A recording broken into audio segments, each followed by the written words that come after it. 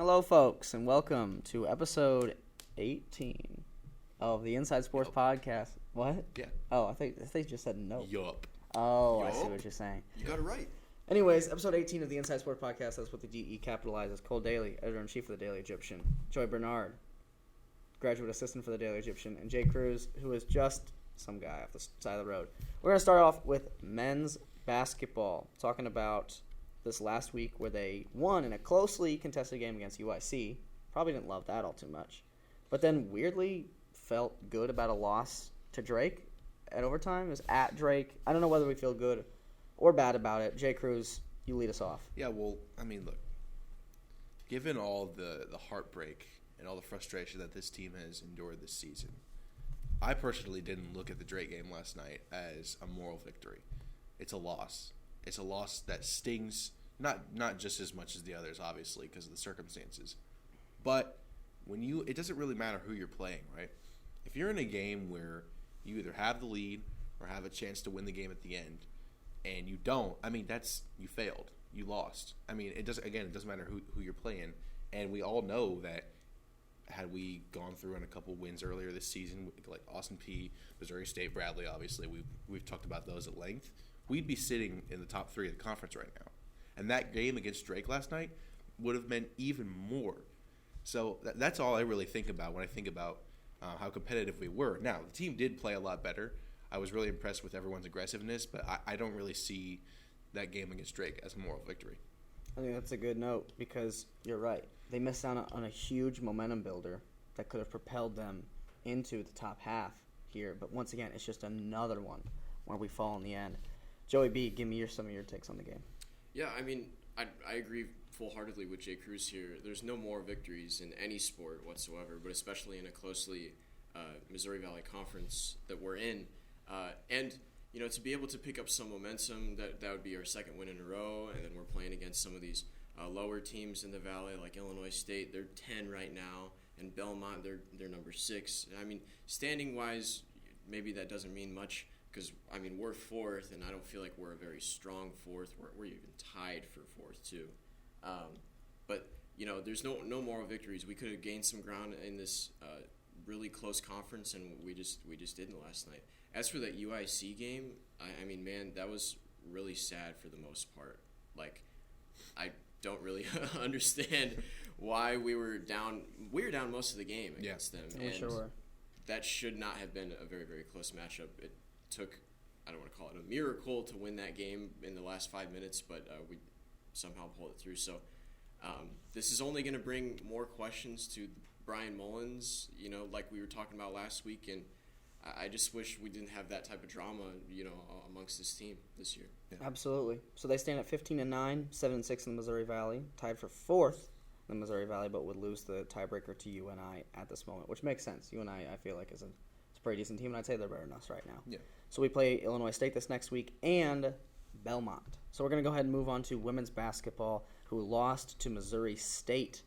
They used to dominate this conference for a very, very long time. Now they're still a very formidable foe, sitting at 14-5, 8-2 in the Missouri Valley. We weren't really expecting to win this one, were we, Joey B? Yeah, I mean, against Murray State, I was actually somewhat surprised about their size advantage over us. You know, we talked a little bit about it last week with the Belmont game. They had the size advantage over us, but I think we kind of knew that coming in, or at least I did going into that game. But they had some pretty impressive women over there on their side of the court. You know, we're playing against Missouri State on Friday, and then on Sunday we're playing Belmont. So yet again, and that's a home game this time. So we'll see how those two games turn out. Not looking good for us to just get into this conference tournament. We got 10 games left, and we're sitting at 10th in the conference. We need to get at least 8 to get in this conference. So we're starting to get into crunch time now. We got to make up some ground in here, and you know, we got 2 tough opponents ahead that are not going to give us any favors here. Just a few bright spots here. Jaden Mason, we talked about her last week. She's continuing her tear. She tore up Missouri State for 21 points, almost got a double-double. We were talking about Lanaya Randall as the one who's getting all the double-doubles this season. Jaden Mason was pretty close to one herself last against Missouri State. And then at that 3-point line, we haven't been doing the greatest. I think we need to get specifically Paige Clubb. She's like a decent 3-point shooter. I think I'd like to see more 3-point shots from her, but that's like a minimal complaint, I guess here. But yeah, just crunch time here on the season. I'd like to see us make it into the conference tournament at least. But. Right. Jay Cruz, how important is it to gain a little bit of momentum here, hitting the end of the season, whether or not we make the tournament? Yeah. But I think that it's a really big emphasis, right? When you have players that are as good as Lanai Randall is and as good as Jaden Mason can be. She's more up and down than Lanai is. Yeah. But we've got to, try and hold these people from the transfer portal. No, definitely so. Is this the first year where they're doing 8 teams only make the conference tournament? I think it is. There were 8 teams last year. We were like the 7th seed out of 8 last season. No, we won a game though, so I'm not entirely sure, and that's bad journalism on my part. But it is important to gain some momentum for sure, regardless of whether or not, because like you said, between the transfer portal, between the overall morale, not only of the players and coaches, but just of the fans and administration and whatnot, you want to leave a good taste in people's mouth, especially as we head towards the end of the season. You mentioned Jaden Mason, and that she is the core of our offense for sure. I think Lanai Randall surely is the best player. She, stuffs the stat sheet. There we go. Better than anyone else really in the conference, it seems like at times. Now, in terms of opening up more opportunities for people like Paige Clubb, for example, I just don't know that that's the kind of offense we run. Because I never get the impression when we come down the court that they are trying to get 3-point shooters open. Most of the time when we do shoot threes, it seems like it's just happenstance. And normally our primary option is getting the ball down inside, or one of our guards driving to the hoop and getting some contact and going to the free throw line. But it doesn't really seem like our offense is centered around that. I would like to see players like Q Love just strictly play off the ball and shoot open threes. We don't have a ton of really good 3-point shooters. She is one of them though, and she can move, and she's very athletic and has a lot of agility. Can get to the corner, can sneak through, a lot of these defensive sets. So that is something that I would like to see towards the end of the season. You know who takes a lot of mid-range jump shots? Jaden Mason. Yeah. It's a lot of pretty highly contested, and she makes a lot of them. It's a DeMar DeRozan type deal. Yes. Where you can't complain because it's a lot of points, but the way the basketball is played now, we need a little bit more 3-point shooting, especially. Definitely. Utilizing those corners. I have to admit something. I was wrong. Every team in the conference does make the tournament. I was wrong about that. Okay, I was about to say, because last year I know we won a game versus the 9th seed or something. So yeah. It's bad journalism on our parts, guys. On Joseph Bernard's part. And him. Yeah, I and didn't him. do bad journalism. We didn't check his work, and that's part. We didn't check his work. That's part of journalism, buddy. Listen, you're just some guy, all right? That's fair. But when you work for the Daily Egyptian like we have, you know what good journalism, bad fair journalism enough. is. Yeah, I haven't worked for anything important. Guys, we also have to kick off softball. That's right. Because they're starting their season here soon. They're kind of the rock stars, I'd say, right now.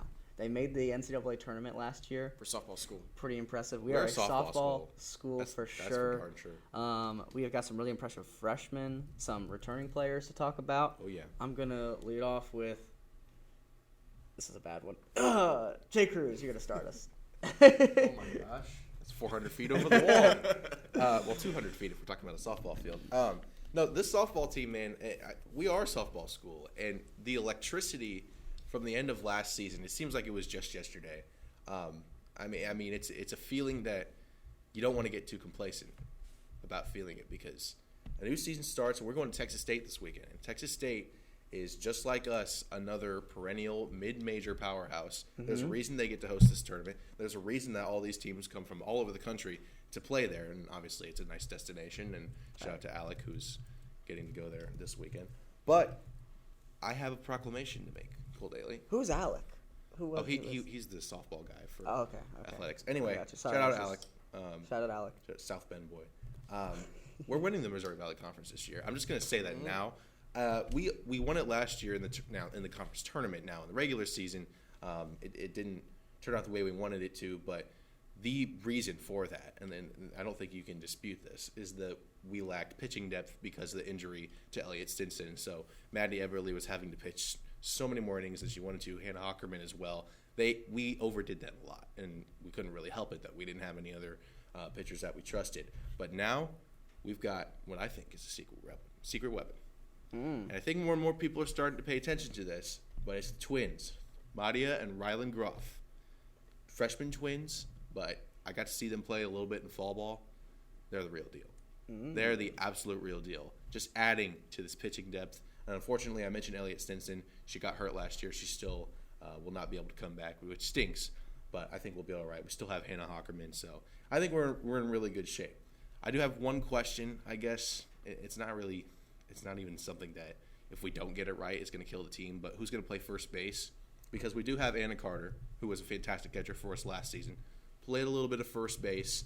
I don't know how they're going to rotate between using the twin pitcher-catcher duo as often. If Maddie Eberle's pitching, will they just immediately go to Anna? And then when the Madia comes in, are they going to use her sister to catch? I'm not sure how that's going to go.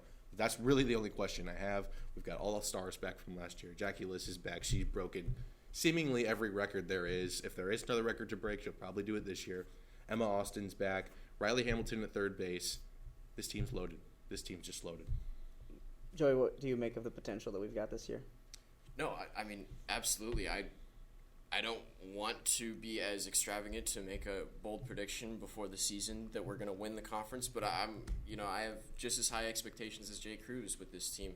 I want to just highlight the offense and everything. I mean, you mentioned Jackie Liz, but we had 4 preseason all MVC players, and 3 of them were on the offense. Elizabeth Warwick, here I'm going to pull it up. Emma Austin, Jackie Liz, and Elizabeth Warwick. 3 of those are huge offensive weapons for us that are going to do dividends if this team is going to make a run. Our defense is terrific with Jackie Liz at shortstop, and I just think we're going to be able to make a run, and the offense is going to be a huge reason why, much less we also have Maddie Eberle, who's a stud at pitching. Yep. And then, like you mentioned, the 2 twins that I didn't even know about that are going to be huge pitching weapons for us. So high expectations for this softball season. Absolutely. And so that does it here for our checkup. Let's go ahead and talk some ball with me and Jay Cruz. Jay Cruz, you son of a gun. We're back. We got some basketball to talk about. You want me to start off with NBA? Or I would love you to start with some NBA. Okay, let's go ahead and start with it. So, it's been a fun week. They have the Knicks-Lakers game. If you didn't tune into that was a good one. Well, last night we had Clippers-Pelicans. Fun. It's just been good all around. Spurs played the Heat the other night. Speaking of Spurs and Heat, I'm going to talk about who I'm going to buy right now. Oh. And it's very public. All right, this is not going to be some earth-shattering buy right now. But I am putting everything I have. I'm putting the house on Victor Wembanyama. And I already had the car. I already had my I already had my firstborn kid. I sold it all away on Victor Wembanyama stock. But now I am confident enough to put up my house, my banking information, social security number. This guy has it. And it's just, if you don't watch Victor Wembanyama, what do you do? He's probably, I'd say, top 5, most fun to watch in the league. He might be top 3. He's an animal out there. I think the weird European science stuff is helping him stay healthy at his size. European science stuff. Well, they have him do all these weird foot exercises that help him. He needs them. And I know he needs them. And so the point is, I think that's been really, really beneficial. I don't think there's anybody in the league like him.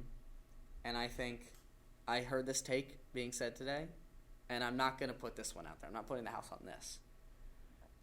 But I would not be shocked if he breaks a certain record that was set by our Derrick Rose. Do you know which record Derrick Rose owns? Some with rookies. No. No? No. It's not going to be this year. Most ACLs torn? Derrick Rose was, in fact, for the fans at home, the youngest MVP of all time. Ah, yes. And I think we might have somebody who could contend for that. But the only thing is, the Spurs need to build around him right now. Because he's good enough right now. Yeah. He's good enough right freaking now. And they have an awful roster. If you give him at least 2-3 more guys, a good, legit point guard, he could take that team to a 4 seed in the Western Conference. I believe it. Really? I believe it, yeah. Now, there are some people who believe that. I'm not saying I'm one of these people. There are some who are saying that the Spurs being so bad right now is an indictment on him. Not one bit. Particularly from the defensive end. And his ability to be an anchor in the middle as opposed to just some tall guy. he is from a defensive standpoint. He is an anchor in the middle. They are like this team, the Spurs team. This like might be, if you take Wembanyama off this team, it might be one of the worst teams. Like, it's hard to build a team this bad. Do you understand? Like, It's really, like, Vassell's the next best guy. And I like Vassell. Vassell's good. I'm a Vassell guy. Yeah. But he, at max, will be your third best player in the championship team. Yeah. Like, his peak is probably not even where Chris Middleton is at. I wouldn't say. I don't think his peak is Chris Middleton. Yeah. I think his peak is, like, I can't think of anything right now, but, like, I guess Tobias Harris, but if he, instead of mid-range jump shots, he shot threes. Yeah. So, no. Whoever's saying that, I'd say don't listen to their opinion. This guy is legit. He would be probably third place in my voting for Defensive Player of the Year. I think he's that monumental. I think his offense is growing ever. Like, his growth's been exponential, too. That's the thing that's so fun about it. Yeah. Is a lot of these guys have a rookie slump, and he will. At some point, he's going to have, like, 3 games. But I think he already kind of hit it. Because to start the season, everybody was like, oh, my gosh. He was really good. Yeah. But then he kind of had, like, weird 15-point games. And now it seems like he's just figuring it all out. He's competitive. That Victor Wembanyama and Chet Holmgren rivalry is going to be one that we talk about 20 years from now. And I think that's really, really fun. I think it's great. Let's go to my sell. Okay? I'm going to go ahead and sell All-Star Weekend. I think just... Yes. What are we doing, really? I think probably my favorite game might be the Rising Stars game, just because you don't get to see these guys all the time, and then you get to, I'd agree with that. Because these are all the most athletic guys. Like, people don't think about that a lot, and you kind of hit your athletic prime when you're, I'd say, 23, 24. You've been in the NBA. You can jump and all that stuff. So maybe these aren't the athletic primes. No, that's not even true. It's like 21. Like 21, 22 is when they're the most athletic. It's when the 82-game season, like, your body is at that point used to it, and you also have that young springiness. Like, once you hit 25, people don't talk about it. Like, you don't have the same athleticism. These guys, like the NBA dunk contest, or not the NBA dunk contest, but the NBA All-Star game, where it's like the real deal Holyfield guys. Not that there hasn't been good, dunks and that, and that's been good showcases. But, like, think about a couple of years ago, the dunks we saw from John Morant, from Zion Williamson when they were going against each other, versus, like, I know Giannis, like, cocked it back really far when he dunked over Curry that one time. But I think, like, the dunk contest, woof. You know what I mean? No, that's the one that I'm most surprised has fallen off so fast. But it's just because it's not even that star players won't do it anymore. It's that not even, like, solid players will do it anymore. Right. It's just dudes we haven't heard of. It's no shot at them. It's not their fault. Like, and they can do some cool stuff, but there's just no interest, and it doesn't even really seem like the NBA is trying to generate interest in it. Well, because that's the thing. It's like a very weird, like, you have this amount of time, and they change the rules, and then the people that they have officiating the dunk contest. Like, I'll never forget when Aaron Gordon should have beat Derrick Jones Jr., but Dwayne Wade was literally on Derrick Jones Jr.'s team. Yeah. And so, of course, he was going to give him the 10, and he gave Aaron Gordon the 9. Right. It's a flawed system. I think Mac McClung kind of saved it last year. Like, now it is kind of back on the come-up if we're buying stock in the dunk contest. But I'm selling before it sucks. This year it's going to suck. It's going to suck another year, and people are going to be like, should we get rid of it? And then somebody's going to come in and have a really, really good one. That's how it always goes with the dunk contest. But, like, you know what is going to be great, though? Is the one thing I think is nice is they're actually going to do the Steph Curry versus Sabrina Ionesco three-point contest. That will be fun. And that's going to be really fun. And there's a chance she could. There's a legit chance she could win it. Oh yeah, definitely. She knocks those things down. She's a baller. She absolutely is. Probably my favorite women's basketball player. I'd say Sabrina Ionesco. Yeah, I liked her at Oregon a lot. Kelsey Plum is mine, I think. Interesting. Yeah, I respect it. Anyways, and I'm going to go to my hold. As per usual with my hold teams. It's usually a team that's really, really good, but I'm like, do they actually get over the hump? And that team, folks, is the Los Angeles Clippers. Arguably the best team in the NBA for at least 2 to 3 weeks now. They've been playing really, really freaking good ever since James Harden has gotten adjusted. They have a good coach in Tyronn Lue. Kawhi is playing like a top 5 player in the NBA. Paul George, Mr. Smooth. James Harden, Russell Westbrook's having a good contribution off the bench. They have a lot of guys. The only reason I'm holding, if everybody stays healthy, I think they are my. If everybody stays healthy, we are destined for, I think, one of the greatest Western Conference Finals of all time. Yeah. Between the Nuggets and the Clippers, I can see it now. I think it would be really, really good. I think it would be up there with some of the greatest. Throwing shade to the T-Wolves. But I don't think they're. Rudy Gobert's not making a Western Conference Finals. Get out of here. Get out of here. Neither is Karl-Anthony Towns. Anthony Edwards, though. That's my guy. Okay, well, then the AE can make it. That's my guy. Yeah, but not with those two. My point is, here's the only thing, guys. When's the last time the Clippers have been healthy? When's the last time Kawhi Leonard has made it through an entire season? And to be honest, I don't see a world where they are. Like you know somebody's gonna have some sort of injury problem. I know. And it's frustrating because I was a big fan of when after they got Kawhi and PG and stuff initially, and I kept thinking to myself every single year like, there's no reason. It just seemed like these guys didn't care. It seemed like they were almost like purposely being like, well, oh no, my legs hurt. Okay, no, I'm gonna be out for like 4 games in the playoffs. Right. And I just that's where it is for me. Didn't they reach the conference finals in the bubble? Or no. Semifinals because they lost to Luka, right? Or Nuggets. The Nuggets, right. So and then they also lost. No, they beat Luka. Luka. But that was when Luka would drop like 4. That's when the rivalry against the Clippers started. Yeah. Mm-hmm. Like whenever Luka plays the Clippers, I can't give this up out as I'm not 21 and stuff, but with that kind of disclaimer, no gambling, not a pro gambling podcast, but like take the over on his points. Oh yeah, even if the over is at 42.5 points or something like that, you would take the over because he always dominates against the Clippers. Jay Cruz, I want you to talk a little bit about college basketball because we had a very, very eventful week. But I have a question first. Before we get to that, I have a question for Cole Daly. Okay, good. I thought it was going to be a college basketball question. I have a feeling I know Cole Daly. So I was watching, speaking of the Timberwolves, I happened to turn on their game against our Chicago Bulls. Well, I don't know if it's our Chicago Bulls. Okay, yeah. our Chicago Bulls. What are you talking about? Oh, I'm just making sure. Stop it. You kind of go back and forth. No, I don't. I do hate them. Okay. I do hate them just like you do. Right. You hate them like you would hate your cat. Like, sure. You're not going to get rid of your cat, but you freaking hate it. Yes. You know? Yeah. I don't even know if you have a cat. But anyway. That cat can turn into a dog, I guess. It's a weird... Well, the other night, the Bulls turned into dogs. They were down by 23, came back and beat the Minnesota Timberwolves, right? And in overtime, though. So that game went to overtime. Fantastic game. The Bulls actually won. I was actually watching it. It was awesome. Electricity. Okay? Towards the end of the game, I can't remember if it was in regulation or overtime.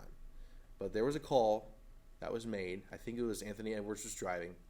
DeMar went up. He went straight up, and they called a blocking foul on DeMar, sent him to the line, right? Or say Anthony Edwards to the line, right? They went and reviewed it because you can do that now, and everyone has like one challenge, and if you get it right, you can use another one. Same kind of system as the NFL and Major League Baseball, right? Mm-hmm. Well, they came back and made the call, and it was the right call, right? But I had a question, right? Why do we have a replay system? Because to me, a replay system for common fouls, like blocking fouls or just like shooting fouls, right? A replay system for that is essentially the NBA admitting to the public, our refs are incompetent. And so we need to be able to review every little detail of this game because we know they're going to get it wrong. Like, that doesn't, like, the NFL doesn't do that. They tried that with pass interference calls, I believe, in 2019. It was terrible. You agree, JB? It was terrible, right? Yeah. And they got rid of it after one season. Yeah. Major League Baseball. I cannot see a world in where we are able to review balls and strikes soon. I mean, they're going to bring in the electronic strike zone, so that's a little bit different because you're completely taking human judgment out of it. So I don't know. It to me it just seems like the NBA is getting really lazy, and they are trying to make it such a fans game that they're taking the basketball element out of it, and people have known that for a while. That at the end of the day, it's an entertainment product, right? But it's almost getting to like a Harlem Globetrotters level of entertainment. Like it feels, and no shot at the Harlem Globetrotters, obviously they're cool, but it's getting to that point where it doesn't really seem like it's a basketball game anymore. It just seems more of like a circus, if you will. So I don't know. I just kind of went on a rant there, but No, I think that's one of the things that turned me off to the NBA, because I loved the NBA as a child. Mm-hmm. Like Derrick Rose, those Bulls, when they were good, I was into the NBA more than any other sport, really. But given the way that the game has turned, it almost seems like it's when they switched over from Adidas to Nike uniforms. It's when it started, oddly enough. Anyway, go ahead, Cole Daly. I think you bring attention to two valid points. So one is the review system as a whole, and two, and how the game has been officiated. To start really quickly on how the game has been officiated, my favorite sports podcaster, analyst, that I listen to, Ryan Russillo for The Ringer, went in, in-depth. He doesn't attack people, so when you know that he attacks people, he really, is really upset with something.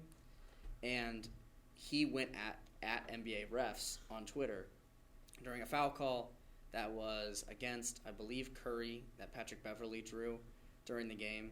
And it was one that I think is dumb. I think NBA officiating has been a huge talking point this year because it's ridiculous. Yeah. I mean, I just think it has made the game not unwatchable, because that's certainly not the case. But I think we need to stop things I'd like to see go away in the game. One, I want more power given to the defenders. I understand, because Adam Silver talks about this all the time, because they ask out and they say, Adam, everybody hates this. And he goes, but guys, and he talks about the early 2000s. So post-Michael Jordan, there was a huge talent drought in the NBA. Yeah. And there were good players, but it was like a very, very physical style of game. Right. Teams would run a lot of zone, and shooting wasn't all that. Guys weren't allowed to showcase their abilities. Right. That's what he always says. Yeah. But my thing is, I think it was just a talent drought. We have so many good basketball players right now. Yeah. And I think that the regular season, with the way that it's officiated, is truly, I think it's embarrassing for the league. And that's something that really, really bothers me. I think it bothers a lot of people. I think the league needs to make a change within the next 10 years. If it ever wants... Because here's the thing. Right now, they have captivated, I mean, this sounds weird, but, the nation. And obviously, NBA has always been important. Yeah. But you talk to young kids, football will always be number one. Yeah. But NBA owns young kids. Yeah, it does. The NBA, overtime elite, all of these things, they all want to be like Curry. They all want to be all this stuff, because now they feel that they can do it. And I think that's just the thing that bothers me is you have, now is your time. Now is your time to kind of, okay, now we have to perfect the game while we have the time. Because right now they're turning people off. And changes happen, things get different. I don't like the old heads in the NBA. They're like, you couldn't have played back in my day. There were still stupid foul calls back then. Those people would be dunking on your face back in your day. Exactly. Yeah. So, point is, I think that part is really, really embarrassing. And I think that they really need to reevaluate how the game is officiated. Your second point in regards to reviews, I have a hot take on the subject. Let's hear it. I think all sports, for everything, every sport, every team should get one challenge for every game. No more reviews. Cut them out entirely. No more booth reviews, or no more official reviews? Only coaches' challenges? Just only coaches' challenges. You get one per game. Because we're establishing... We had this talk in My Diversity Through American Sport. That. We had this talk through My Diversity Through American Sport. And I'm going to get up on my pedestal here. Hey, shout out. A little bit. Shout out Dennis Galloway. And he brought this out. He brought this up. He said, talk about reviews. And and he talked about there's a sense of aggression that parents nowadays are having far more towards officials, stuff like that. Definitely. And here's what I think is the core of the problem. Is back in the day, let's say you're watching a football game in the 80s. It's very apparent there was reviews. There were reviews that the camera would try and show. Yeah. But there was not this idea that every call would be correct. Yeah. Now, that is a huge emphasis in NFL, NBA, everything. And now, the people who have grown up with that have this expectation that every single call has to be correct all the time. I think what makes sports beautiful is that it's human. Yeah. And part of that goes with officiating. And Yeah. humans make mistakes. Yeah. And I think it's just something you have to soak up into the game. Yeah. Obviously, we've seen bad examples of this with Tim Donaghy, right? The Yeah. review is almost kind of a way to keep refs in and make it so they're not Right. ruining games. Yeah. But I think there are other ways of going about it where I think reviews are a huge problem for youth sporting events because, right, it trickles down, that whole thing I was talking about. And I think it's just worse for the average fan. There is nothing that ticks me off more than when there's 13:50 left in the second quarter Yeah. of a college football game, one that I care deeply about. Texas is playing Oklahoma, and they're reviewing whether or not on a 2nd and 7 if Jordan Whittington made a 30-yard catch. Like, did he get that foot in bounds? Here's the thing. If we're doing 13:50 plus 30, there's 43 and a half minutes left in the game Yeah. to make up those yards. We don't need to worry about stuff in the second quarter. We don't need to worry about stuff in the third quarter. I understand momentum's a real thing. I get that stuff kind of matters. But I think it has caused a lot more harm than good when it comes to reviews. Sure. That's where I stand. See, that one, that's a 30-yard catch. I kind of would like to know if that play was correct. But I think yeah, the ref messed it up. I get Whatever. what you're saying. And that's why, like, One more thing. go ahead. NBA, stop showing players going up and talking to the officials. That's part of the problem too, because now all Right. these young kids are doing it because Right. they think they can walk up and then John Moran did it. They go, oh well, Yeah. Patrick Beverley's really upset and he's yapping at the official. Yeah. I don't care. Show me who's shooting the free throws. I don't Yeah. give one. I don't care at all Yeah. about the players upset about the call. Because guess what? That's every other freaking play. It's every other foul call. Yeah. Ugh, that's the only thing I really don't like. The last thing I would say on that, and this is again the last thing, and we move on, but I want to get this out there real quick, having to do with that play the other night, and related to what you said about Tim Donaghy. You know, obviously he's disgraced and will never ref again, and that was a whole bad situation, right? But Also, don't watch that documentary on him. oh, you think it's bad I don't think it's bad. I think it's a puff piece. for him? Yeah, Why would they do that though? because he agreed to do it, and I think he's telling a lot of information that's not 100% correct. Well, one of the things that I do think is 100% correct, and we knew this even before the documentary, was that stars get preferential treatment. Yeah. Right? Oh yeah. We all know this. The refs know it more than anyone else, right? Why then are you still making calls on these not against them? I don't know what the word is. Against these, like the other night, the Anthony Edwards foul, right? He's a star. It was not a foul. The naked eye knew it wasn't a foul. But because he's Anthony Edwards and he drove the lane and didn't make the layup, refs called foul, right? With review now, there's no need to make preferential star treatment fouls because then the other team's just going to review it and it's going to delay the game and it's a snowball. It's a snowball effect. The game's just going to take that much longer because refs are defaulting to making these star preferential treatment foul calls, and then the other team's going to review it anyway. Mm-hmm. That's the part that just I don't understand. Yeah. And in this age of trying to speed up the game or whatever, which nobody the people in these leagues are not actually trying to speed up the games, but that's a topic. That's for the another problem day. is they're The topic for another slowing day. it down because Topic for another day. Yeah, but I think you get where I'm going with that. I do. There's no sense of making these default. Oh well, have to call this because this looked like it happened, because the other team's just going to review it and you're going to be proven wrong anyway. So anyway. Very frustrating. Anyway.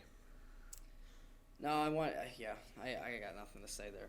I think I'm done on the reffing issue because Yeah. it does bother me. It really, really bothers me. Ruins the game. One of the darkest moments of my life, Kansas plays Duke in the Elite Eight, and Wendell Carter Jr. stands there like this. You know exactly what I foul think call so. I'm talking Yeah. about? Wendell Carter Jr. One of the clearest charges I've ever seen in my life, Yeah. and they called a block. And Yeah. I think that's a whole nother. Yeah, that's a Another whole day. nother day. Talk to me about college basketball. Speaking of college basketball, shout out to the Kansas Jayhawks who got a big win over Houston last weekend.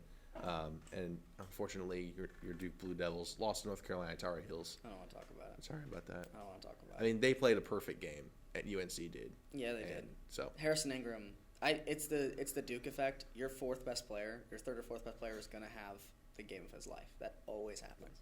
And then shout out to the Tennessee Volunteers, who had a huge bounce back.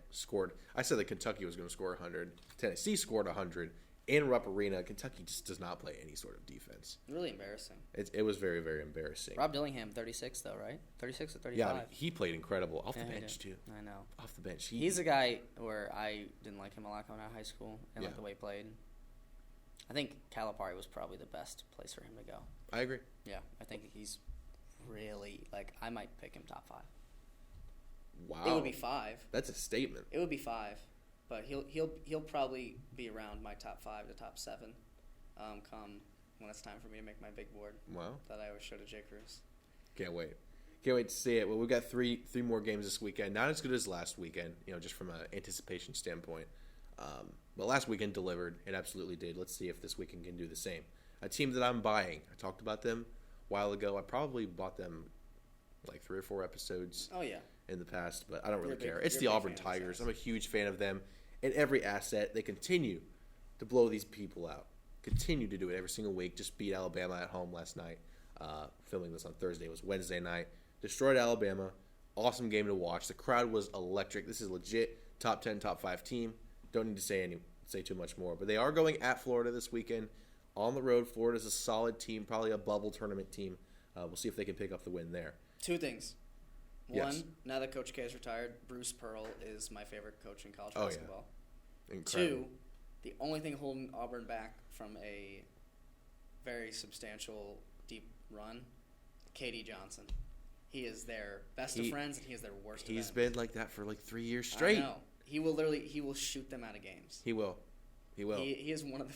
People have known this. He's the most SEC guard guy Why don't you tell him to transfer? I just don't. I know. I don't He understand. hurts you so much. And they are a little. I will say they are a little vulnerable to hard-nosed junkyard dog defensive teams. Like they lost to Mississippi State not too long ago. Right. So those are the kind of teams that can beat Auburn. But anyone else, Auburn's just going to blow them out.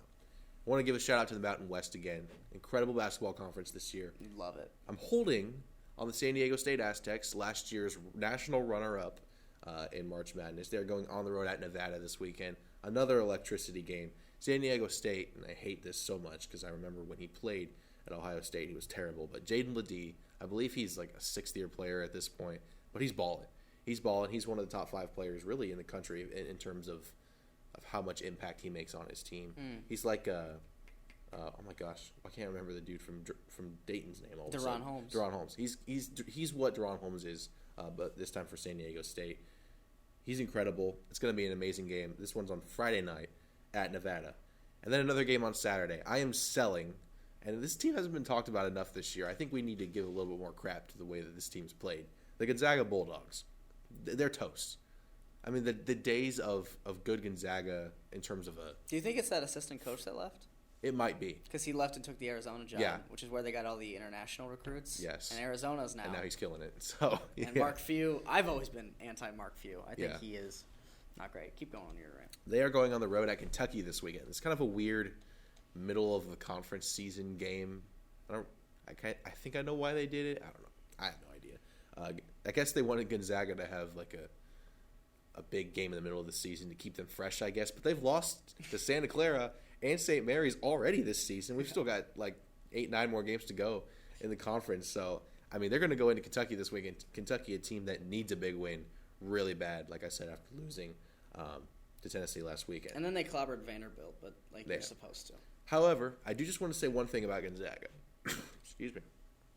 Gonzaga in the past, 8 tournament appearances. The past 8. Is that a lot, Cole Daly? Yeah. In the last 8 tournament appearances, they've made the Sweet 16 or further every single time. And that includes a year where they were the 11 seed, and I looked up on a bracket site just a few minutes ago, they are projected to be an 11 seed right now. So no matter what seed they are, they do perform very underratedly well, I think, in the NCAA tournament. There aren't too many teams who have made 8 straight Sweet 16s. That's pretty darn impressive. You don't think so? You don't think that's impressive? Nope, I do not. Your Duke Blue Devils have never even sniffed that before. Here's why. It's because the Gonzaga Bulldogs play in the, West Coast Conference. So they play one good team a year, and that's St. Mary's. They usually end up losing one of those games. So they lose 1 to 2 games a year. What does that mean? They're going to be a top 4 team. So then they're our top 4 team. They get one easy win. They beat a 16 seed every single freaking year. And then all they have to do is beat an 8 or 9 seed. And they've done that. So that's, I mean, listen, they've beat 7, 8, or 9 seeds. Fun. I don't know. I'm not impressed. In 3 of those, they were a 3 seed last year. Okay. Made the Elite 8. So they beat a 14 seed. They beat a 14 seed. That's what they did. And then they beat UCLA. And then they beat one other team, I can't remember. And then in 2018, they were a 4 seed. Made the Sweet 16. They beat Ohio State that year. Shout out Keita Bates-Diop. And then in 2015-16, they were the 11 seed. Shout out Kyle Wilcher. And they were the 11 seed and went to the Sweet 16. So I don't want to hear any more Gonzaga tournament slander. But for this regular season, I'm selling them completely. They do not look like a good team at all. And I think Kentucky, I don't want to. Which is interesting that they're not a good team. Because they've got Ryan Nebhard, which, funny that the Nebhards just like to go to Gonzaga. Just transfer to Gonzaga for their senior year. Yep. I guess I don't know what's that all about, especially because they're not from Washington. But Dusty Stromer, he was supposed to be good. I knew he wouldn't have that much of an impact to start his career. Braden Huff, same kind of deal. Noah Hickman, though. Noah Hickman's decent. I mean, he's not a bad player at all. And honestly, you know who would be perfect for this is so funny of me to say this, but for next year's Duke team? Anton Watson. Yeah, because guess who's not done a good job recruiting centers at all? John Shire. Dude, that's not true. Job. He got Derek Lively and Kyle Filipowski in the same class. No, I guess that was his first class. But even still, I mean, this year was really bad. Like I'm telling you, Kyle Filipowski is not a center. I know. He's not a center. He's not a true. And he center. hasn't gotten a center. Well, he did, but his name's Patrick Mbaga, I think. Mbag. Something like that. Something like that. Yeah. Patrick the second. That's what we're gonna call him. And like he's good, but he's like Mark Williams. That's gonna take a year. It's gonna take for a year for him to get to the next level. If Anton Watson like hits the transfer portal, we should put all of our NIL money. Does he have another year left? Because he's been on the team for a while. He has. It says he's a senior here, but with the COVID, like I wouldn't be surprised. Anton Watson ready for his 8th year of college basketball. Yeah. So, he seems like a Duke kind of guy to me. I don't know what it is. All right. I don't know. I'm just. This is like Lakers free agency. It is. Like, this guy's coming to the Lakers. That much is true, but we do need to attack the transfer portal more. But I think anything else that you'd like to talk about? I don't think so. Basketball? I think is there any? Could be a great weekend. Which guy outside of Zach Edey would you pick as your National Player of the Year? I mean, Curious. I mean, it's almost pointless to say this because I think there's no chance anybody but him wins it. Shout out to them beating Wisconsin, by the way. That was an incredible win. And also, good on Zach Edey for staying another year. A guy who might have been a late second-round draft pick is going to get picked top 20. Get ready for it. Potentially. R.J. Davis is up there. Dalton Connect's up there. Deron Holmes. I mean, I'm just a huge fan of him, so I would put him up there. Come on, who are you picking, though? I would go Connect, honestly, because he's quite literally changed the course of Tennessee basketball. Yeah. So I'd go Dalton Connect. Northern Colorado transfer Dalton Connect. I mean, he's Player of the Year. He's a first-round draft pick for sure. When you talk about what's going on with like Tennessee just producing National Player of the Year candidates? Yeah, I don't get it. But never getting it. Right. Like, let's make that clear. They never get it. I don't get it. Because Grant Williams. Yeah. Stud. Gosh, I hated him in college and I hate him in the NBA. Isn't that something? I was also a big Admiral Schofield guy. I liked him too. We should just start naming players that we. No, I think we should move on. I think so too. Let's talk NFL, guys. It's Super Bowl weekend. Super Bowl week. By the way, can we give a shout out to Cole Daly's graphic artist over here? Isn't it awesome, college guys? basketball Isn't NBA? It so good, guys. It's definitely not a piece of college basketball throw the oop to NBA? Is that what happened, or is he just like watching him dunk it? Yeah, he threw the oop. He's just watching. He's just watching. All right, let's get Joey B back in here. We're gonna talk some Super Bowl. Super Bowl, it's Super Bowl time. You're on the Inside Sports Podcast. That was a weird intro, but I'm trying something new. And it's, the last couple weeks, it's been new for me to try to be the host for the NFL. So right. We're going to You're adjusting. Get right into it here in the Super Bowl. I don't think a lot of us really know our picks for the game, so we're going to do that last here. Mm-hmm. But I had a proposal that I wanted to get into about which position we would rather take between these two teams. And I already have my picks written down here on our little sheet here. I just kind of wanted to pose the question, which team you would rather take in each position. We'll start QB. I think that's pretty obvious. Chiefs. Oh, wow. Patrick Mahomes. No more discussion here. Yep. Yeah. Offensive line, I'd go Chiefs here. The 49ers offensive line hasn't really been the greatest this season outside of Trent Williams. Trent Williams. Yeah. Outside of Trent Williams. On that right side of the O-line, they haven't been the greatest this season. I'm going to go with the 49ers. I think the Chiefs' offensive line isn't all that spectacular. I don't think either offensive line is, like, great. Right. So, and that's why for me, I'm going to go with the left tackle who hasn't allowed a sack in the NFL, or if it is, I think I'd go Chiefs because they've been better lately. But is it only because their quarterback is so awesome? Well, yeah, but they've held up. Yeah, They've held up a lot better. They have against some good teams. That's fine. Listen, either one, I'm not going to get too upset over. Yeah. I'm going to go 49ers, though. I'm going to disagree. It's both really close. I don't think anybody can get mad at either one of us for picking this. Now, I think this is the most interesting one here. Tight end. Basically, it's just a question of would you rather have George Kittle or Travis Kelce. This season specifically, I think it's very interesting. Now, if you would have posed this question right before the season, I don't think it would have been a question, at least if you ask anybody who plays fantasy football either. Basically, George Kittle or Travis Kelce. I don't know if I have an answer. And honestly, I'm kind of leaning towards George Kittle in this. And I won't lie, and I'll give you my reason. Travis Kelce and George Kittle are both very, very good pass catchers, very, very good out there. Travis Kelce is a glorified wide receiver. I think George Kittle's blocking specifically is much better than Travis Kelce. That's why I'm giving the edge to George Kittle. What say you guys? I think I have to go Kelce here, just based off legacy. I think he's gonna have to be the main focal point of this offense. And while I do feel he'll be diminished by linebackers as good as Fred Warner that the Niners have on the outside there, I think when it comes down to it, it's Travis Kelce. After this game, I'm going to say Kittle probably the rest of the way, but I think he's got one more in him, and he's going to put his all into this game, especially with the rest they've been given.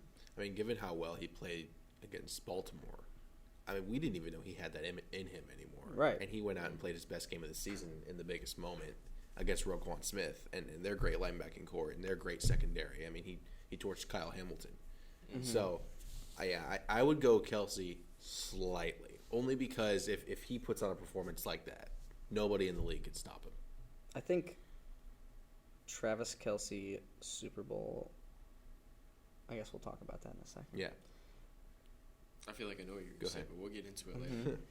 Wide receivers, the Chiefs get talked about a lot this year about why their wide receiver core isn't the greatest, and I think there's a lot of truth to that, even though they've gotten a lot better throughout the season. But I'm still going Niners in this one. Debo and Brandon Ayuk, studs out there. It's the Niners. Rice is good. Rice is pretty good. I think he's done really, really well. Niners. But it's MVS still too. Niners. He's gotten a lot better. MVS has as well. Hopefully he doesn't drop any big time reception in this game. I bet you that will happen. I don't think so. You don't think so? This in the playoffs, he's made every single clutch catch he's needed to. Oh, now I know it's going to happen. Maybe with the Chiefs. Definitely not with the Packers, but yeah, definitely not.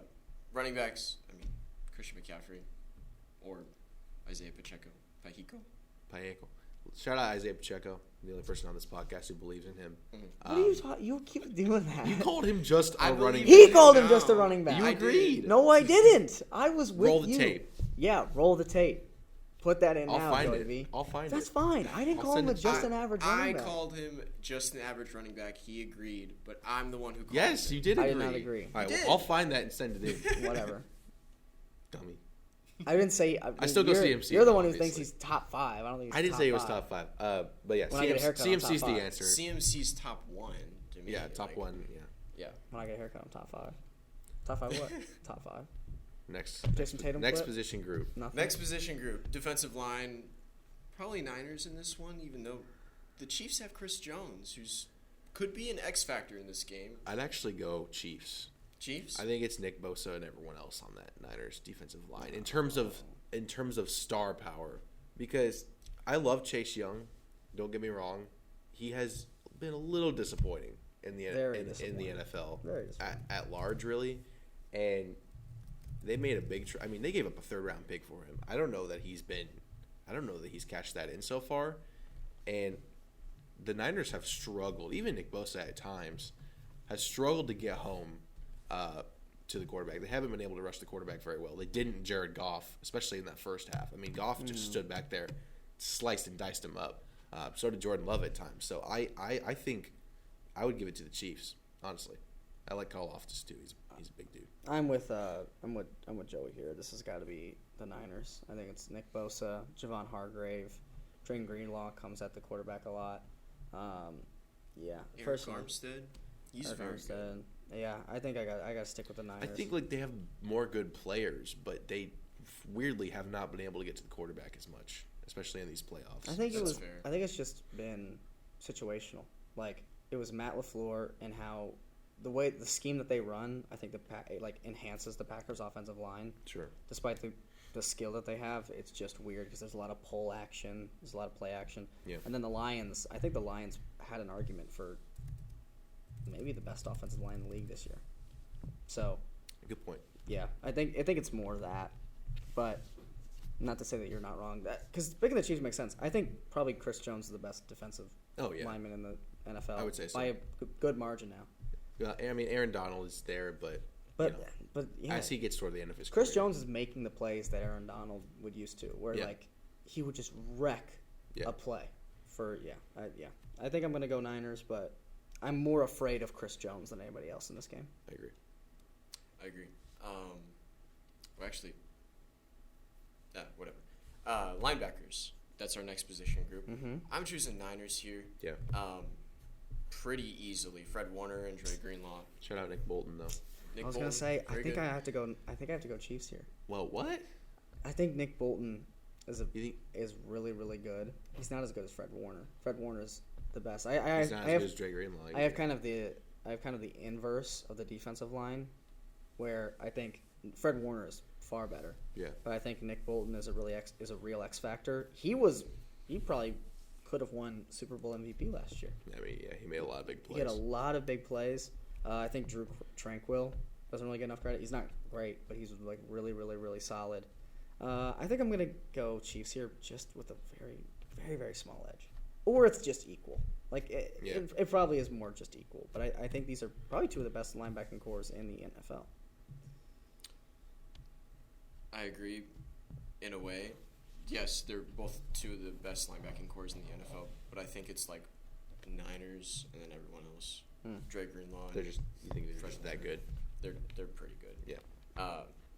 They even have old Packers linebacker Oren Burks here listed as a starter technically too. So interesting, but he's not one of the X factors like Dre or Fred Warner. We'll move on. Defensive backs, Chiefs, for me at least. L'Jarius Sneed has turned out to be a stud that I didn't foresee, at least at the beginning of the season. He's the sole reason why I'm picking Chiefs here. I think another one that doesn't get nearly enough credit, and I can't think of his name. I don't know why I can't. Washington. Trent McDuffie. Yeah. That's who it is. Yeah. He's also been really, really good. I think this one's definitely Chiefs. Not that the 49ers are bad, because neither of these teams are bad in almost any department, but I think the Chiefs get the DBs. I'd agree. I'd go with Chiefs. And then safeties, that's just the back-end version of defensive backs. I had to look up who the safeties were for both of these teams. Justin Reed's still on Chiefs, ain't he? Yeah, he is, and that's why I'm picking Chiefs. Yeah, Justin Reed specifically, I think, sole reason why I'm picking them. He's great. I'd agree. Chiefs. Full. Okay, so that's our position by position breakdown. It's fairly even here. I think more even than people say. For me, it was just a matter of, do I choose Kittle or do I choose Kelsey? Right. And I chose Kittle, but, I'm probably going to be eating my words here after the Super Bowl when Travis Kelsey posts 2 touchdowns. Also, why couldn't I think of it? Willie Gay for the Chiefs linebackers. Yep. He's good, too. Yeah. Sorry. Keep going. He's very good. I was just thinking about, because I was like, there's some other linebacker. Why am I not? I didn't just choose them for Drew Tranquil. Yeah. Keep going. Yeah. I had, 4 here for the Niners, 4 for the Chiefs, and then it basically came down to Kittle versus Kelsey, and I chose Kittle, so that means 5 for the Niners and 4 for the Chiefs, which is interesting when it'll come down to my pick here. We'll get into that in a little bit. I wish I kept track of what you guys picked here. I mean, Yeah, it's it doesn't really either matter. 5 or Yeah, 4 for it's us too. really close because we either would go way. back and forth. It just goes to show that this game is going to be a very, very close game. Definitely.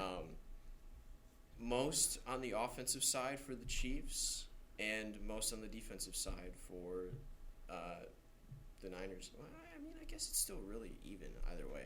Yeah, it's really So, yeah, I just thought that'd be interesting to go through here and give some insight as to who some of these star players of this game is going to end up being. Yep. Now, the second thing I wanted to get into, Jay Cruz posed that we could talk about this a little bit. Yeah. And we had a little bit of fun last year with some props for the Super Bowl. It's always things that we think could happen, We're not saying you should go out and gamble, but, Super Bowl's it's fun. fun. You gotta have a little bit of fun. Just play around Yeah. a little bit, what you think could happen. Write it down. Have a little contest while you're eating your little pigs in a blanket or your little nachos or something. And Absolutely. Yeah. And even non-sports fans can talk about the national anthem length and Exactly. stuff like that. Gatorade color, Gatorade color. How many or if times there's will they gonna show be Taylor Swift? coin toss. How many times will they show? wardrobe Exactly. malfunction, even if there's one during the... Before we get to that, Hopefully, actually, Post Malone doesn't have one. think Yeah. about this. Do you think? It was Usher. What do we think about Post Travis Malone's doing Kelce? God Bless America. Sorry, we're Oh. having a side No, conversation. you're fine. You're fine. Go ahead, Kelsey. Do you think Kelsey either balls out because Taylor Swift is there, or do you think Fred Warner kicks the crap out of him because Taylor Swift is there? Because the one thing that think you it could do, matters. the one thing that you could do as an opponent, what do you mean you don't think it matters? Travis Kelsey's the number one offense or weapon on offense. Yeah. So either because the one motivation, well, there's just a lot of motivation for what Fred Warner and stuff. Yeah. But I bet you that they hit him extra hard because they know Taylor Swift is there. No, yeah, I mean, yeah. Cause I can see that. Because everybody's girls at the game, duh. Yeah. But when you've got the most famous girl in the crowd that everybody keeps Yeah. talking about, give them The Niners... a couple more nudges. The Niners have a chance to, do one of the funniest things ever and, walk out... to famous. famous. Yeah. I hope they walk out. If they walk out to famous, I think that's top 5 NFL history Even if they moment. lose, that's still Even if they- top five even of all if- time. Absolutely. Oh, But it'll be even better if they win. I really, man, that would be great. the hype videos in the last few games that people have had against the Chiefs, for the other team. Yeah. Like the Lamar Jackson hype video for the Ravens got me so pumped up. Oh, yeah. The Brock Purdy one this year. Yeah. Because there's someone like Taylor Swift at the number 13 has just been a huge deal for them, and obviously Brock Purdy's 13. Mm-hmm. So yeah, I mean, oh my gosh. Yeah. Have you guys seen all the stuff about if Taylor's going to make it to the game? 'Cause she She'll has, make it to the game. She'll make it to the Yeah, I mean, I don't know why that was even a big question, No. if she was going to make it to the game. Yeah. But It'll be all right. the Swifties were really getting into it. Super Bowl props. Should Yeah. I lead us off? I had a juicy one. Go ahead. What's a prop Ju- that you juice like, us Joey up. Bernard? Juice us And this up. is part of our picks competition. Oh, we're including this? Well, yeah. If we hit it or not? Because we might end up picking the same team to win, and we don't want to tie. Okay. We are tied, by the way. We haven't mentioned that yet, but Joey and I Yeah. are tied. 59.1% CPP. Gold Daily cannot go under 500. I was gonna say He's I'm back trying at to- 500 now. You have one game. We have to do stay it. over as a And- podcast. And the props. That's the goal. Mhm. So you still have something to play for. But yeah, we are tightly contested, and I figured adding some props in there would make sure that we don't end up tied. And if we do, then it is what it is. But you know, what I mean. Absolutely. So go ahead, Joey. My prop has to do with which player will, I guess not which player, but choosing a player that's going to have a 30-plus yard reception. Ooh. The highest odds was Brandon Ayuk, but I think George Kittle, he was 5th in that. He was plus 230. And he had a 50-yard reception a couple weeks ago against, it was the Rams, I think, their last week of the regular season. And then I think he had a 30-yard reception against the Lions. I was doing some digging. And the Packers too. He had a pretty long touchdown. he had a pretty big touchdown there. I'm choosing Kittle to have a 30-plus yard reception. I really wanted to choose Ayuk, but I feel like Wow. that's the easy one. I'm going to go George Kittle to record a 30-plus yard reception, and I think most of that will be because he stiff arms like Eric Armstead or Dre Greenlaw or something, and then just drives down the field for stiff arms his own teammates. Or excuse me, what am I saying? I was like, wait. What? Nick Bolton. Nick Bolton. Excuse me, I'm sorry. He stiff arms Nick Bolton, one of the His own linebackers. Is my teammates. point. He got traded to the Chiefs mid-game. Yeah, he gets traded. No, he stiff arms one of those linebackers on the Chiefs, Nick Bolton probably, and just drives down the sideline for I can probably see a that. 40-yard game. I could totally see that. It's happened too many times to the Packers for me to not think that that's going to happen. Fair enough. Yeah, that's my prop. Cole Daly, do you have a prop? So I am not of legal gambling age. I can view FanDuel, so I'm not too familiar with the game, and I'm not, once again, not promoting this. We are not promoting this, but this is part of our picks, and because of that, I'm going to go with heads on the coin toss. I think heads is I think that's a lock. Fans at home, and I'd probably say if you want a real one. No, that's a real one. No, but there's something that involves the game. Something that I really, really like. I noticed that first completion of the game, Brock Purdy's line was at 10.5 for over/under. I love that under. Yep. Why? As Brock Purdy, who's going to be scared, it's his first Super Bowl. He's not going to be taking big shots on the first throw of the game. Absolutely not. It's going to be a little drag route to George Kittle just to pick up 3-4 yards, gain some confidence. I feel, for those at home, you'd probably win some money off that. Yeah. Very nice picks, Cole Daly. I'm a tails guy myself. Yeah, me too. Yeah, so is Jay Cruz. I'm going heads all the way. Heads all the way. Jay Cruz, what is your prop for this Super Bowl? I was scared that you and I were going to have the same one because I was thinking George Kittle, something with his receiving yards, right? I just think he's going to score a touchdown. George Kittle is going to score a touchdown in this game. Not too much else to say. I think a lot of the attention, especially... Does he throw for one? Does he pull a Trey Burton? Does he may throw it? I Philly special. I wouldn't put it past Philly Kyle special. Shanahan. I wouldn't put that past Kyle Shanahan. But I think a lot of the attention is going to be on Christian McCaffrey, on Ayuk, Debo, because they're sort of the way that they just maneuver their offense around those three guys, and then all of a sudden you look up and George Kittle's wide open down the field. So I think what you said was really, really good. But I'm just going to take him to score a touchdown, George Kittle. If anybody was curious, I saw another prop that I don't know why this is even a thing, but the player to record the most rushing yards in this game, Brock Purdy, at 150,000. Holy moly! That I don't know why that's even listed as a prop. So he made some plays There's a couple weeks no ago. chance. Most rushing. there's he no turned into Lamar Jackson. I mean, in the fourth highly quarter doubt I guess so. against the Lions. So, all right. So those are our props here. Our last thing that we need to get to Now the is our moment. game picks. This is the moment. Me and Jay Cruz are tied for first in the Inside Sports picking competition here.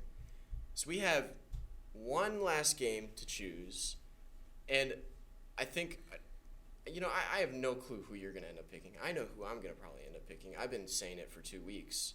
Not really saying it, but it's been in my head for 2 weeks. Who's going to win this game? I think we all know the answer as to who's going to win this game. Do we? I think we all inside do. We don't want to admit it. Inside, DE capitalized. Inside know this, that the Chiefs are going to win this year's Super Bowl, and Patrick Mahomes is going to get yet another ring, and maybe Travis Kelce is going to be MVP. The script was written before the season started. We all know it.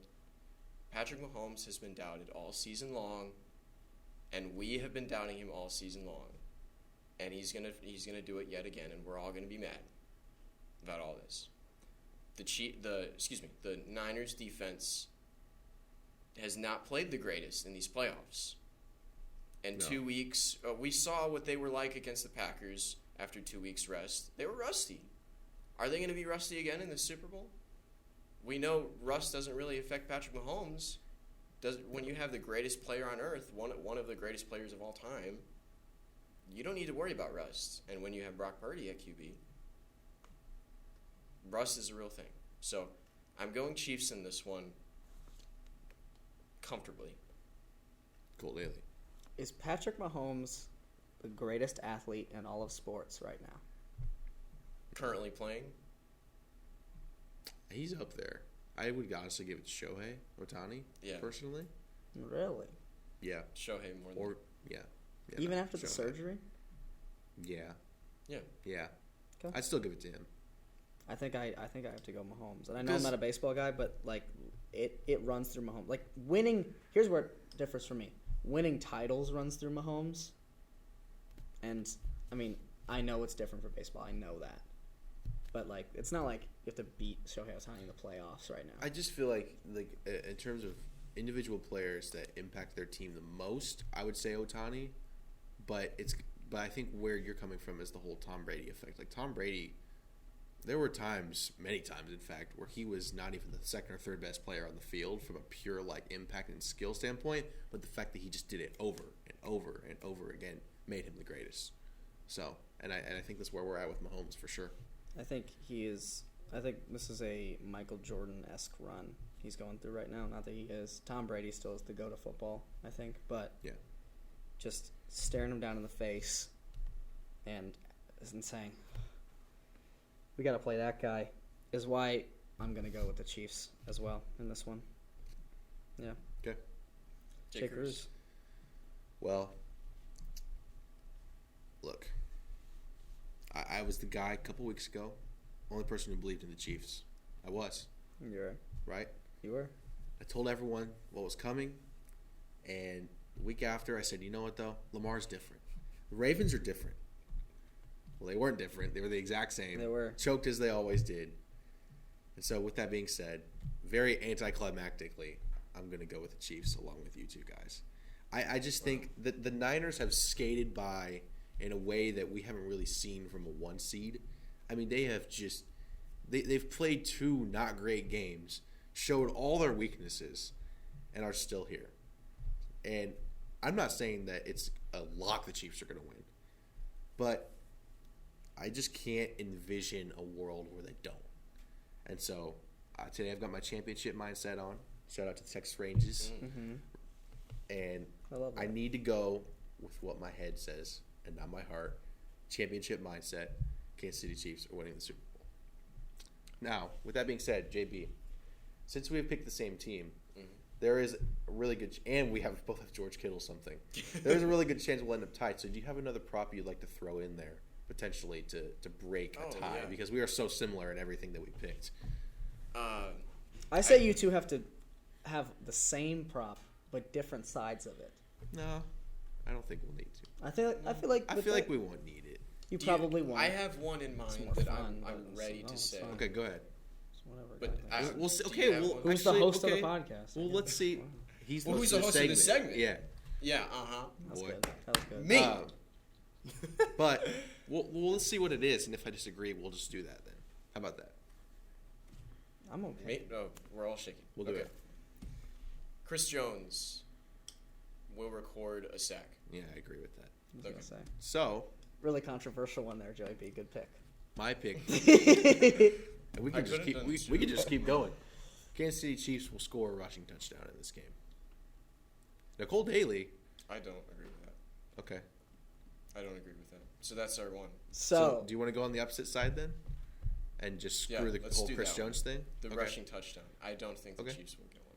And Okay. maybe maybe if George Kittle's longest reception is 25 yards and he scores a touchdown, then none of this will matter. But at least now we have a guaranteed we have a guaranteed. difference. So you don't think they're going to score a rushing touchdown? No, I don't think so. I think it'll be With the Mahomes all Niners' way. lackluster run defense in these playoffs? I love it. Isn't that? See, Yeah. this is what makes you it more don't- fun. I This don't is think way you, more I fun. don't think you believe that. I think Way more you're just fun. doing it to be different.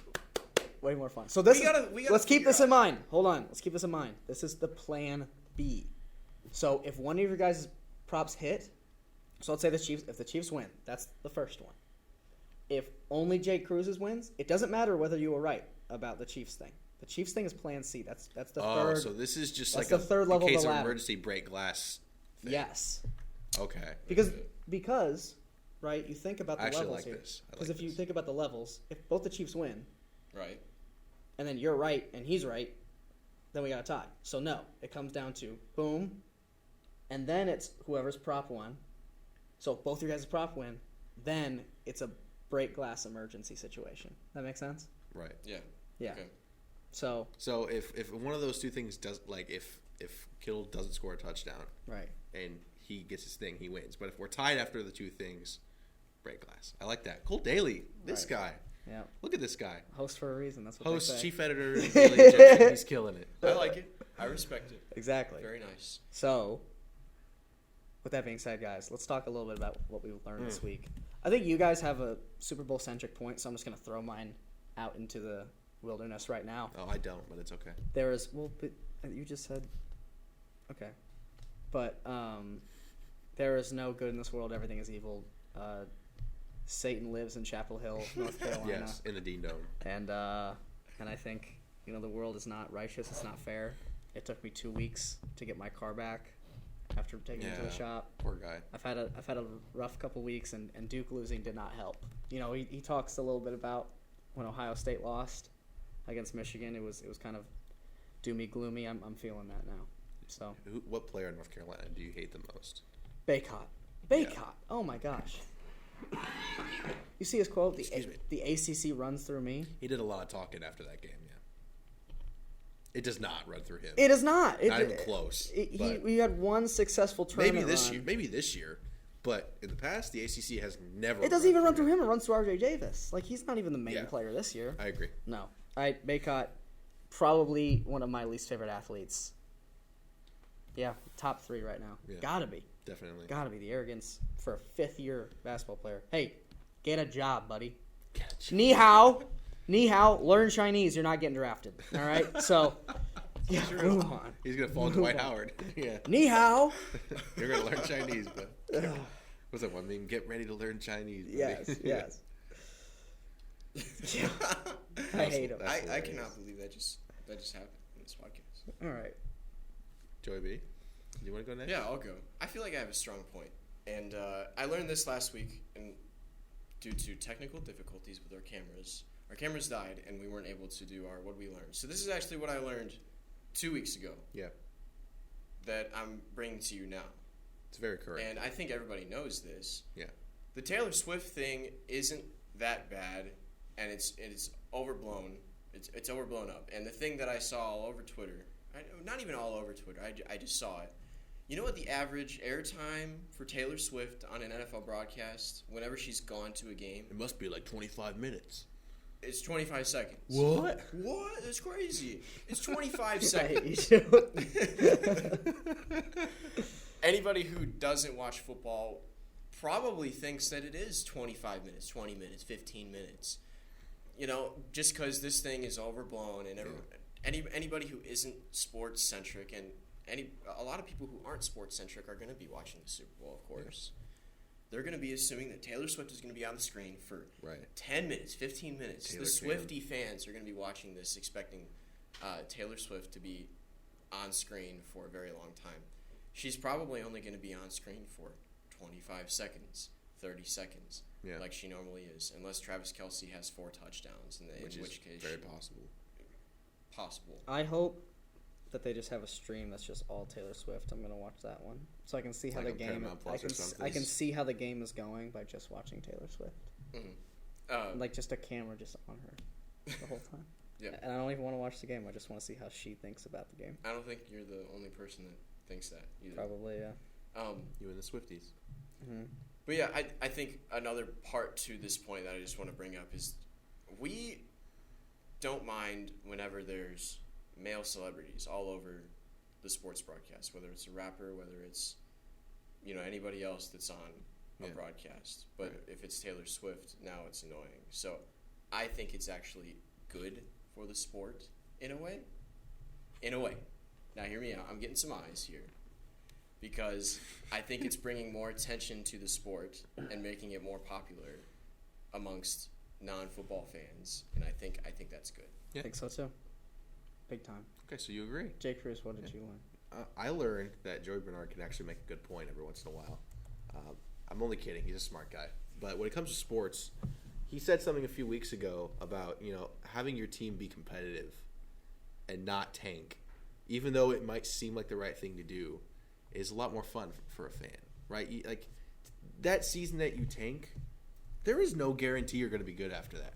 Absolutely zero. Especially when your franchise has a track record like mine does, right? I mean, I had so much more fun watching the Bears this season than I did the last year. Now, obviously, we already knew we were basically going to have the number 1 pick, but I would rather this season 100 times over the last. And the thing that struck, that made me think about it this week was watching that Bulls game that I referred to earlier. And should they trade every good player they have? Probably. Yes. Are they going to? Nope. I don't know why. They never have. They've never been the kind of team to do that. I don't think they will this time, despite it seemingly being like perfectly tailor-made for them. But it's just more fun. It is more electric, and I am going to be into them when they make the play-in and probably lose. But there is just something to your team being in it and that being all that matters. Now, there are some owners who take advantage of that and just are perfectly fine with being in purgatory forever. But from a fan standpoint, on a season-to-season basis, I hate tank seasons. You check out halfway through the year. I like this so much better. I like being involved and actually having something to care about. Yeah. I mean, yeah. Yeah. Okay. No, good. JB point. made a good point. No, I and agree there was a with good JB. point. 100%. Because this is a better but boy, I would love to have a top 5 draft I pick. know. That isn't during a But crappy what I draft. would But say- we wouldn't want that this year. That would Yes. suck. And 'Cause what this I year's would draft say- sucks. And what I would say, though, and this is the same thing, baseball's a little bit different because it takes guys so long to get to the show.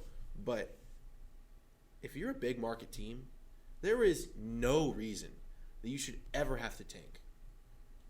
No reason you should ever have to tank because you have enough money and resources, and you're a destination that people want to come play to.